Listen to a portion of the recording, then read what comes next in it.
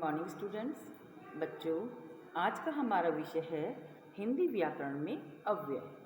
बच्चों, अव्यय हम पहले भी पढ़ चुके हैं और अव्यय हमने संस्कृत में भी पढ़े हैं। पहली वीडियो में मैंने आपको बताया था बच्चों अव्यय क्या होते हैं और अव्यय के कितने भेद होते हैं। अव्यय मैंने बताया क्या होते हैं, आपको पता है, याद है? चलिए मैं फिर से एक बार रिवाइज करा देती हूँ कि अव्यय वो शब्द होते हैं जिनमें लिंग, वचन और कारक के आधार पर कोई भी परिवर्तन नहीं होता है। यानी कि वो ऐसे शब्द हैं, वो किसी भी वाक्य में एज इट, बिल्कुल ऐसे जैसे हैं वैसे ही प्रयोग किए जाते हैं। वाक्य में उनमें लिंग के आधार पर, यानी कि चाहे लड़का है या लड़की है, स्त्री है या पुरुष है, एक वचन है या बहुवचन है या कोई सा भी कारक है, उसके आधार पर उनमें कोई परिवर्तन नहीं होता है। वो सब में जैसे हैं वैसे ही प्रयोग किए जाते हैं। और अव्यय के भेद भी मैंने इसमें बताए थे आपको, कितने भेद होते हैं। तो पहले तो सबसे पहले ये बिल्कुल दिमाग में बैठा लीजिए कि अव्यय वो शब्द हैं जिनमें कोई भी परिवर्तन, कोई भी चेंज नहीं होता है। ठीक है, आगे अब देखते हैं इसके भेद कितने होते हैं। उसके मैंने 4 भेद बताए थे कि पहला है क्रिया विशेषण, दूसरा समुच्चय बोधक, तीसरा संबंध बोधक अव्यय और चौथा विस्मयादि बोधक। ठीक है बच्चों, तो उसमें हमने पहला भाग क्रिया विशेषण पढ़ लिया था और क्रिया विशेषण के भी बच्चों आगे जो भाग थे वो भी हमने पहली वीडियो में समझ लिए थे। क्रिया विशेषण के कितने भाग थे हमारे? क्रिया विशेषण के थे, मैं फिर से बता देती हूँ आपको। पहला था कालवाचक क्रिया विशेषण, दूसरा था स्थानवाचक क्रिया विशेषण, तीसरा था परिमाणवाचक क्रिया विशेषण और चौथा रीतिवाचक क्रिया विशेषण। यानी कि जिन शब्दों से समय का, क्रिया के समय का होना पता चलता है वो कालवाचक, फिर जिससे वो कालवाचक हो गया। अच्छा, जिससे स्थान का पता चली क्रिया के, तो उसमें क्या हो गया, वो स्थानवाचक, जैसा उसका नाम है वैसे ही पता चलता जाता है। कालवाचक, स्थानवाचक और परिमाणवाचक की कम, ज़्यादा, बहुत, ये जिससे मात्रा का पता चलता है, क्वांटिटी का पता चलता है, वो है परिमाणवाचक अव्यय। और रीतिवाचक जिससे ढंग पता चलता है किसी काम के, क्रिया के होने का, ये क्रिया विशेषण है ना। तो इसलिए पहला जो हमने भाग था वो पहली वीडियो में पढ़ लिया था। कौन सा था अव्यय का पहला भाग? क्रिया विशेषण। यानी कि क्रिया विशेषण जो शब्द होते हैं उनमें भी किसी प्रकार का कोई चेंज नहीं होता है। और क्रिया विशेषण कितने तरह के? 4 तरह के बताए। कालवाचक, स्थानवाचक, कालवाचक जैसे अभी, कल, अब, तब, पहले, पीछे, पश्चात, बाद में, तो ये हो गए कालवाचक। काल से समय पता चल रहा है, अब, आज, कल, ये समय तो पता चल रहा है। दूसरा था स्थानवाचक, जैसे आसपास, यहाँ, वहाँ, जहाँ, इससे जगह का पता चल रहा है, ये स्थानवाचक। यानी कि इन शब्दों में कोई परिवर्तन नहीं होगा, ये कालवाचक, स्थानवाचक। तीसरा परिमाणवाचक, ये मात्रा पता चलेगी, क्वांटिटी पता चलेगी, अधिक, कम, ज़्यादा, कुछ, खूब, ज़रा, तो ये हो गई परिमाणवाचक। चौथा था रीतिवाचक, जिससे ढंग पता चले कि ध्यानपूर्वक पढ़ो, है ना, सावधानी से, ये अचानक, ज्यों त्यों, अवश्य, ये है क्या, रीतिवाचक, ढंग पता चल रहा है। तो ये 4 तरह के क्रिया विशेषण के भेद थे। तो यानी कि जो ये शब्द कहीं भी आ जाए तो ये बिल्कुल एज इट ही प्रयोग किए जाते हैं, कहीं भी इनमें कोई परिवर्तन नहीं होता, कोई चेंज नहीं होता। तो बच्चों, आज की इस दूसरी वीडियो में हम पढ़ेंगे अव्यय का दूसरा भेद। कौन सा? समुच्चय बोधक अव्यय। समुच्चय बोधक यानी कि जो जोड़ने, इनको योजक अव्यय भी कहते हैं बच्चों। योजक माने जोड़ने वाले। ठीक है, जो 2 शब्दों, वाक्यों या वाक्यांशों को जोड़ते हैं वो समुच्चय बोधक अव्यय होते हैं। इंग्लिश में इनको बच्चों कंजक्शन कहते हैं। इंग्लिश में क्या बोलते हैं? कंजक्शन, है ना। तो इसकी परिभाषा से जब हम पढ़ेंगे तो हमें और स्पष्ट हो जाएगा और क्लियर हो जाएगा। पहला भेद अव्यय। अव्यय पहले पता चल गया क्या होते हैं, जिनमें कोई परिवर्तन नहीं होता, लिंग, वचन और विभक्ति के आधार पर। और इसके 4 भेद होते हैं, क्रिया विशेषण, समुच्चय बोधक, संबंध बोधक और विस्मयादि बोधक। अब पहला पार्ट लिया हमने क्रिया विशेषण, उसके भी 4 भेद हो गए। क्रिया विशेषण किस तरह के होते हैं? कालवाचक, स्थानवाचक, परिमाणवाचक और रीतिवाचक। ठीक है, अब हमारा दूसरा भेद चलेगा समुच्चय बोधक। समुच्चय बोधक को इंग्लिश में कहते हैं कंजक्शन। इनको योजक यानी कि जोड़ने वाले भी क्या देते हैं। इसकी शाब्दिक परिभाषा पढ़ेंगे तो हमें पता चल जाएगा इसकी परिभाषा से। देखिए बच्चों, ब्लैक बोर्ड पर देखिए ध्यानपूर्वक, बिल्कुल आपको क्लियर हो जाएगा कि समुच्चय बोधक अव्यय। देखो, विषय तो हमारा हिंदी व्याकरण है, पाठ 11 अव्यय, 6 में, कक्षा 6 का हमारा अव्यय। ये देखिए बच्चों, समुच्चय बोधक अव्यय को क्या होते हैं समझते हैं। 2 शब्दों वाक्यों या वाक्यांशों को जोड़ने वाले शब्द को जोड़ते समुच्चय बोधक अव्यय या योजक अव्यय कहते हैं। किन्हें? वाक्य या वाक्यांशों, दो शब्दों, वाक्यों या वाक्यांशों को जोड़ने वाले शब्द को, शब्द होता है ये समुच्चय बोधक अव्यय या योजक अव्यय या इंग्लिश में कह सकते हैं कंजक्शन कहते हैं। जैसे और, तथा, या, वे, पर, परंतु आदि। इसके उदाहरण से समझेंगे बच्चों। देखो कि राम, सीता और, देखो दो शब्दों को जोड़ रहे हैं, तीन शब्दों को, राम को, सीता जी को और लक्ष्मण। ये जो और है ये क्या है बच्चों? ये और, ये आ गया ना, देखो ये और, ये समुच्चय बोधक है यानी कि जोड़ने वाला है। योजक, योजक माने जोड़ने वाला। तो राम, सीता और लक्ष्मण वन को गए, तो इसमें कौन सा है योजक अव्यय, समुच्चय बोधक अव्यय? और। ठीक है, अब बच्चों ध्यान से देख लीजिए, इसकी परिभाषा को समझ लीजिए, फिर देखेंगे कि समुच्चय बोधक अव्यय के भी भेद होते हैं।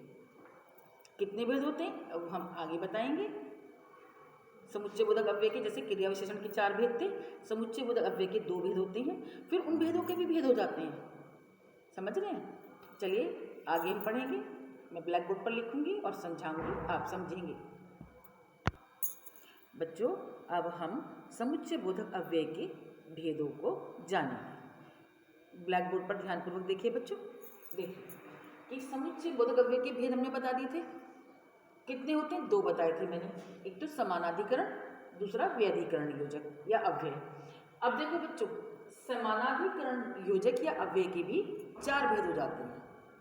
ठीक है, समानाधिकरण योजक के भी कितने? 4 भेद हो जाते हैं अव्यय के।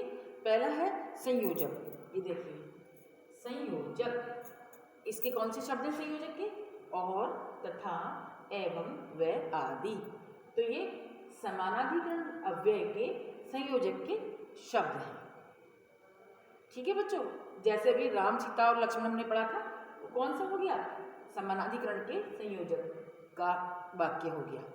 और शब्द आ रहा था ना उसमें, राम, सीता और लक्ष्मण। राम, सीता और लक्ष्मण वन को गए, तो इसमें जो और शब्द आ रहा है, हम पूछने लगे कि ये कौन सा अव्यय का कौन से भेद का शब्द है ये? तो हम कहेंगे ये अव्यय के, समुच्चय बोधक अव्यय के समानाधिकरण के संयोजक का शब्द है। और समझ गए बच्चों? अब देखिए संयोजक कौन से होते हैं? और, तथा, एवं, व। संयोजक माने जोड़ने वाले। उसमें जोड़ा ही तो था, राम, सीता और लक्ष्मण, 3 शब्दों को, 3 संज्ञाओं को, है ना? तो ये संयोजक माने जोड़ने वाले, है ना? आगे देखते हैं विकल्प बोधक। विकल्प बोधक कौन से होते हैं बच्चों? इंग्लिश में आप अच्छे से समझ सकते हैं।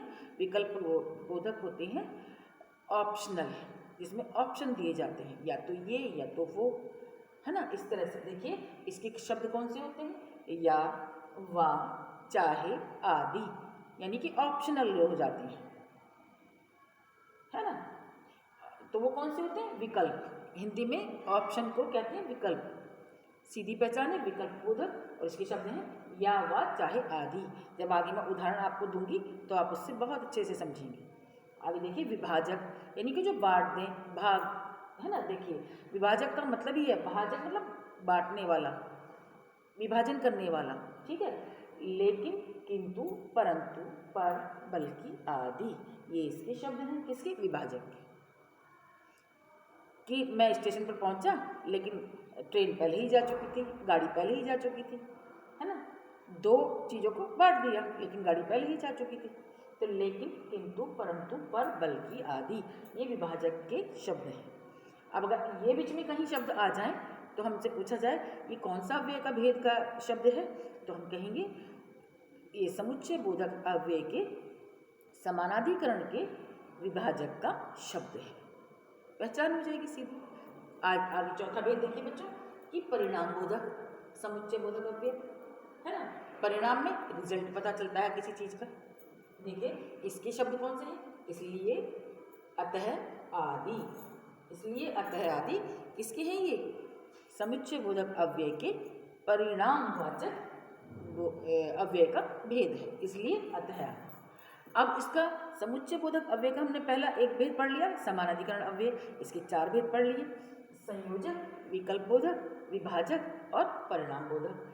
अब इसका दूसरा भेद किसका? समुच्चय बोधक अव्यय का। कौन सा दूसरा भेद?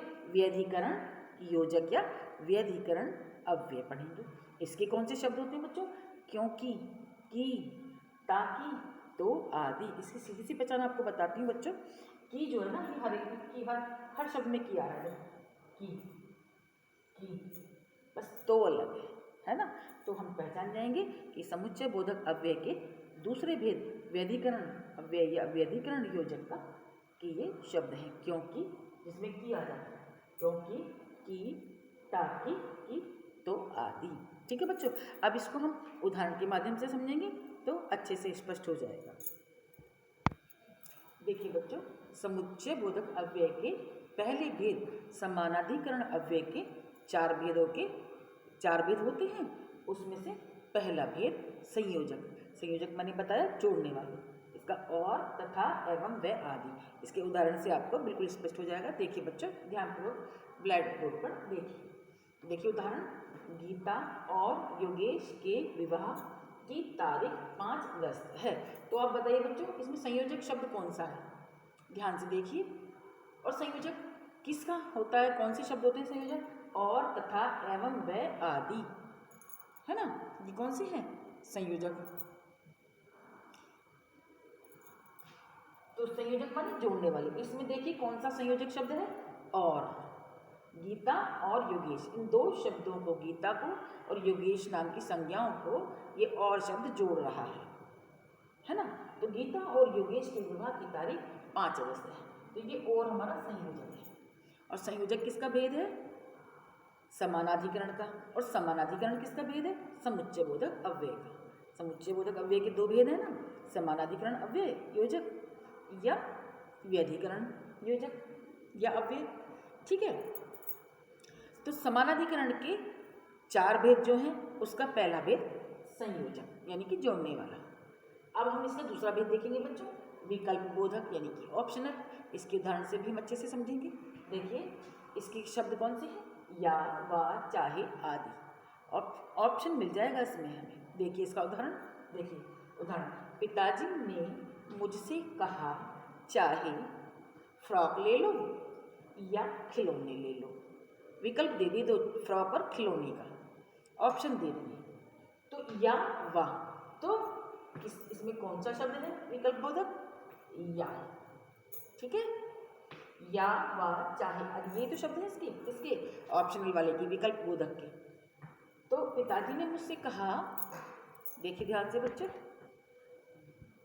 चाहे फ्रॉक ले लो या खिलौने ले लो। तो इसमें विकल्प बोधक कौन सा शब्द है? या। और हम जानेंगे कि विकल्प बोधक किसका भेद है? समानाधिकरण अव्यय का। और समानाधिकरण अव्यय किसका भेद है? समुच्चय बोधक अव्यय का। एक क्रमशः एक लाइन बात चल रही है, नियम चल रहे हैं, है ना। अब इसका तीसरा भेद देखेंगे हम, कौन सा? विभाजक। ठीक है बच्चों, विभाजक देखेंगे। एक बार ध्यान से ब्लैक बोर्ड पर देख लीजिए तो आपको स्पष्ट हो जाएगा। उदाहरण देख लीजिए। पहला, ये इसमें और आ रहा है संयोजक जोड़ने वाला, और इसमें या आ रहा है विकल्प बोधक ऑप्शनल वाला। ये चार भेद किसके हैं? समुच्चय बोधक अव्यय के समानाधिकरण के। समुच्चय बोधक अव्यय के दो भेद बताए ना मैंने, बार बार मैं समझा रही हूँ कि समानाधिकरण और व्यधिकरण, है ना। अभी समानाधिकरण के ही चल रहे हैं चार भेद। तीसरा चलेगा विभाजन। बच्चों अब हम समानाधिकरण अव्यय के तीसरे भेद विभाजक को पढ़ेंगे। समानाधिकरण किसका भेद है? समुच्चय बोधक अव्यय का। उसके दो भेद थे, समानाधिकरण और व्यधिकरण। समानाधिकरण के चार भेद, पहला संयोजक, दूसरा विकल्प बोधक, तीसरा विभाजक और चौथा परिणाम बोधक। तो इसका तीसरा भेद हम विभाजक पढ़ेंगे। देखिए बच्चों, ध्यानपूर्वक देखिए ब्लैक बोर्ड पर। इसके कौन से शब्द होते हैं? लेकिन, किंतु, परंतु, पर आदि। लेकिन, किंतु, परंतु, पर आदि, ऐसे लय में याद कर लेंगे। लेकिन, किंतु, परंतु, पर आदि, है ना। तो ये किसके शब्द हैं? किसके हैं ये? विभाजक के। विभाजक माने मैंने बताया विभाजन करने वाला, बांटने वाला। तो इसके उदाहरण से स्पष्ट हो जाएगा बच्चों। देखो जहाँ भी ये शब्द जाएंगे आप समझ जाना कि ये समुच्चय बोधक अव्यय के समानाधिकरण का तीसरा भेद का शब्द है। तीसरा कौन सा? विभाजक। देखिए विभाजक का उदाहरण देखिए बच्चे इसका कि मैं स्टेशन पर खड़ा था परंतु मेरी ट्रेन नहीं आई। अब आप पहचानिए इसमें विभाजक वाला कौन सा शब्द है। देखिए ध्यान से, मैं स्टेशन पर खड़ा था परंतु मेरी ट्रेन नहीं आई। कौन सा है इसमें विभाजक वाला शब्द? परंतु। इसमें देखो लेकिन, किंतु, परंतु, पर आदि। परंतु क्या है हमारा? विभाजक का शब्द है। परंतु विभाजक का शब्द है हमारा। ओके, अब देखिए बच्चों चौथा भेद इसका किसका? समुच्चय बोधक अव्यय के समानाधिकरण का चौथा भेद कौन सा? परिणाम बोधक अव्यय। परिणाम यानी किससे? रिजल्ट पता चलता है। परिणाम माने रिजल्ट, रिजल्ट पता चलेगा इसके वाक्य को पढ़ने से। इसके शब्द कौन से हैं? इसलिए, अतः, आदि। इसके शब्द कौन से हैं? इसलिए, अतः, आदि। रिजल्ट पता चलेगा, परिणाम पता चलेगा। उदाहरण से समझते हैं। देखो बच्चों कि उदाहरण देखते हैं। महाराज मैं खिचड़ी बना रहा था इसलिए दरबार ने आ सका। दरबार ने आने का कारण, रीजन, रिजल्ट क्या निकला? खिचड़ी बनाने का रिजल्ट क्या निकला? कि मैं जो है दरबार में आ सका। और दरबार में आने का कारण क्या था? खिचड़ी बना रहा था। इस किसी भी तरह से इसको हम सोच के देख सकते हैं। पहली बात तो इसके जो शब्द हैं इसी से हमें पता चल जाएगा, है ना, कि परिणाम निकल रहा है। खिचड़ी बनाने का परिणाम क्या निकला? कि मैं दरबार में आ सका। ठीक है, रिजल्ट क्या निकला? दरबार में आ सका। तो देखते हैं इसमें बच्चों कौन सा है ये परिणाम बोधक शब्द, कौन सा है? महाराज। फिर से देख लीजिए, महाराज मैं खिचड़ी बना रहा था इसलिए दरबार में आ सका। पहचानिए बच्चों कौन सा है? इसलिए गिरा है, इसलिए, अतः, आदि। ध्यानपूर्वक देखिए बच्चों, समझिए। परिणाम, रिजल्ट पता चलेगा कि घर पर खिचड़ी बनाने का परिणाम यह हुआ कि मैं आ नहीं सका, दरबार नहीं आ सका।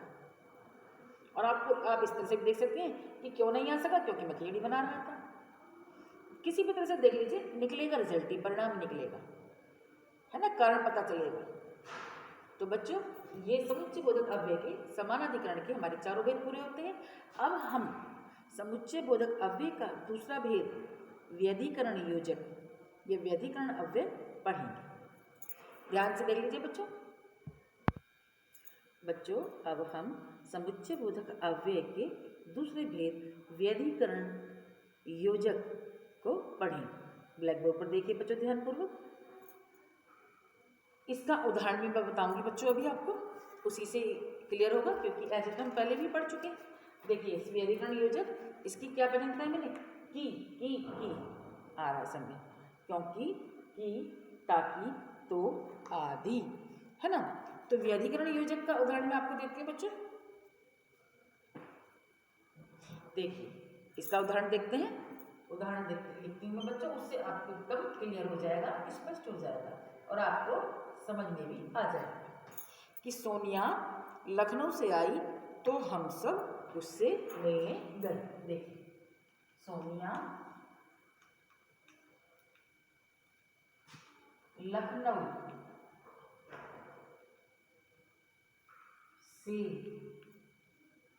आई तो हम सब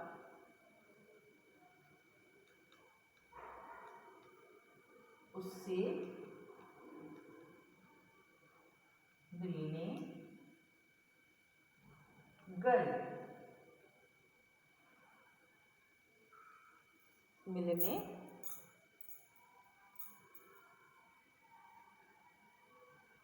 गए।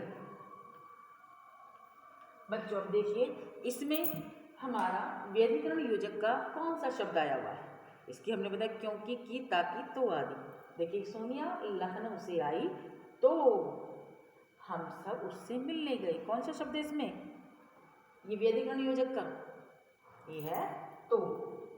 ठीक है बच्चों, तो इसी तरह से जो ये शब्द कहीं पे आ जाए तो आप समझ जाना कि समुच्चय बोधक अव्यय के व्यधिकरण योजक का शब्द है। शब्दों को पहचान कर लेंगे। ठीक है बच्चों, तो आज हमारे समुच्चय बोधक अव्यय के ये समानाधिकरण और व्यधिकरण दोनों भेद पूरे होते हैं। अब हमने जान लिया कि समानाधिकरण के भी 4 भेद हैं। कौन से? संयोजक, विकल्प बोधक, विभाजक और परिणाम बोधक। और व्यधिकरण का यही शब्द है, इसके कोई भेद नहीं है आगे, क्योंकि की, ताकि, तो आदि इसके 4 शब्द हमको याद करने हैं और ये व्यधिकरण योजक का है। ठीक है बच्चों। बच्चों, अव्यय के तीसरे भेद संबंध बोधक अव्यय को मैं आपको नेक्स्ट वीडियो में, अगली वीडियो में समझाऊंगी। आज हमारा अव्यय का दूसरा भेद, कौन सा भेद पूरा हुआ? समुच्चय बोधक, यानी कि कंजक्शन वाला भेद हमारा पूरा होता है। अगली वीडियो में, नेक्स्ट वीडियो में मैं आपको अव्यय का तीसरा भेद संबंध बोधक अव्यय पढ़ाऊंगी। संबंध बोधक को इंग्लिश में क्या कहते हैं बच्चों? प्रीपोजिशन। ठीक है, इसका एक तीसरा भेद मैं आपको नेक्स्ट वीडियो में पढ़ाऊंगी। ओके बच्चों।